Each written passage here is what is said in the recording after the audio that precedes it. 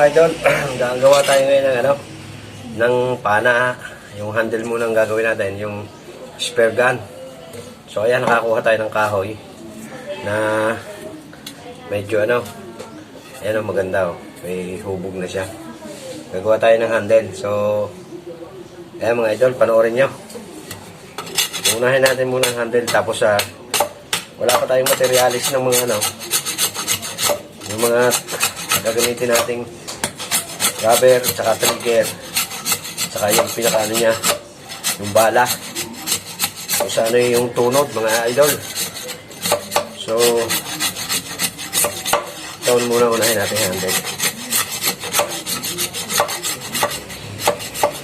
Ito mga idol, hindi ko alam kung anong klaseng puno, pero sanga, pero hindi ko, maganda siya, mukhang matibay. So lilinisin muna natin ito mga idol.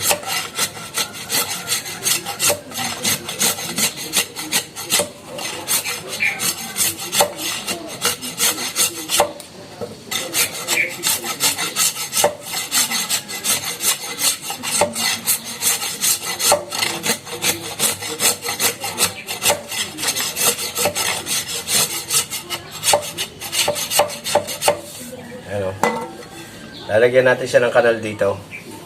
Tapos doon sa dulo, meron siyang lalagyan natin ng parang pinaka barrel dito. Kumbaga sa may barrel dito. Yung daanan ng ng bala. So ayan mga idol. Tuloy-tuloy na natin gagawin.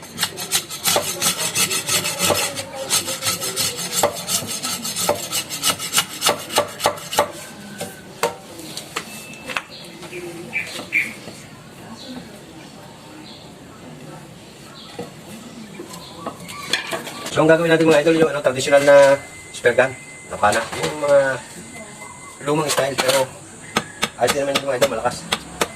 So, ganyan dahan-dahan lang tayo magawa para gandang lalabasan. Yung mga idol.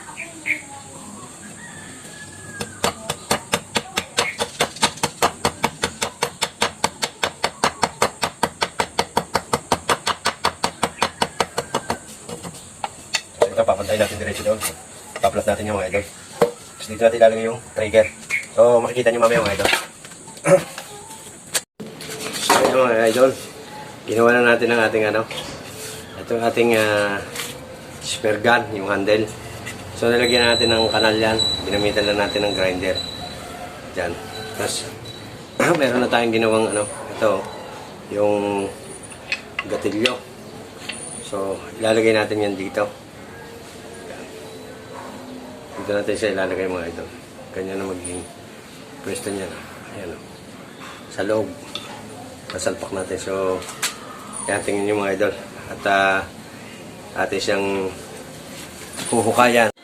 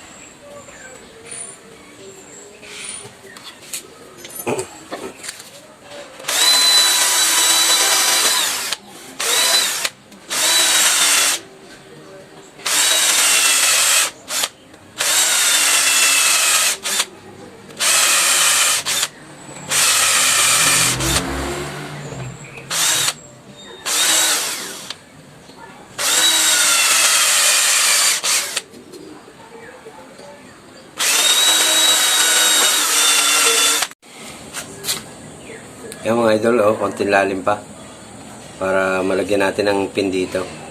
Kailangan umabot dito para malagyan natin ng pin para hindi siya mabubunot na gano'n. Kasi matatanggal yan eh. Yan o. Yan kung may pin na siya doon. Sa loob. Hindi na siya mabubunot. So lalaliman pa natin mga idol. Ito yung ating gatilyo. Ayan. Diba? So konting lalim pa mga idol. Oh. Ayan o. Mababaw pa siya. Lalamin pa natin ng konti para pagtusok ng pin dito, bandang gitna. Dito, sa gitna natin tutusukan ng pin. Para pinaka-stopper. So ayan mga idol. Hindi pa natin ipa-final kasi pero ayan halos ito puputulin natin to. Yung pin yung trigger natin yari na. Talagyan natin ito ng rubber dito or spring para nakaganyan siya. Para nakalock din siya at hindi siya Ngayon pag kinalabit mo siyang ganon, release yung ating rod. Wala pa tayong rod pero tayo, bibili pa tayo ng gagawin nating rod. So yan muna mga idol. At sample pa lang yan. Yan nating ayan mga idol, pakisilin lang natin ang ating yung ating spare gun handle. Magbiyahin natin.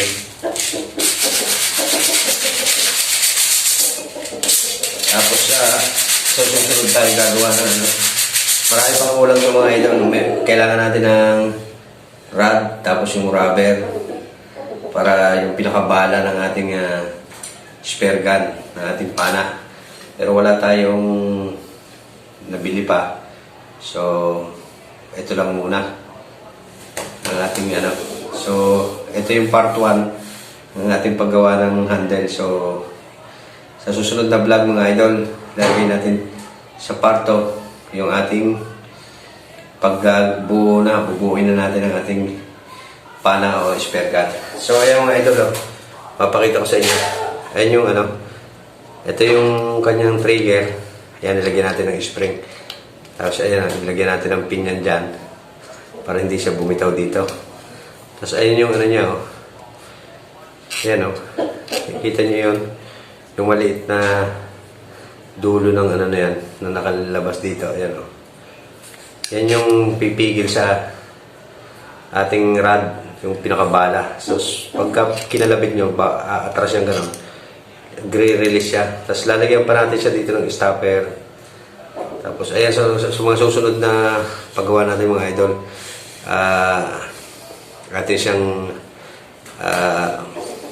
papakita ko sa inyo pagbuo ng spare gun. So sa ngayon hanggang dito lang muna mga idol, at maraming salamat. At sana abangan nyo susunod kong upload ng part 2. So ayan nilagyan natin ng epoxy, lilihain pa natin yan. Ayan, lagyan natin ng epoxy para kasi may konting parting may biak. Yan. So itong kanal na ito, diyan yung rod, yung pinakabala pang sa dulo. Medyo siguro ang haba nito mga 2 pilang mga idol. Tama-tama na siya. Pang maliliit lang na isda. So ayan, hanggang dito lang muna at maraming salamat at sana abangan nyo susunod kong upload ng aking video na to. Thank you very much. God bless.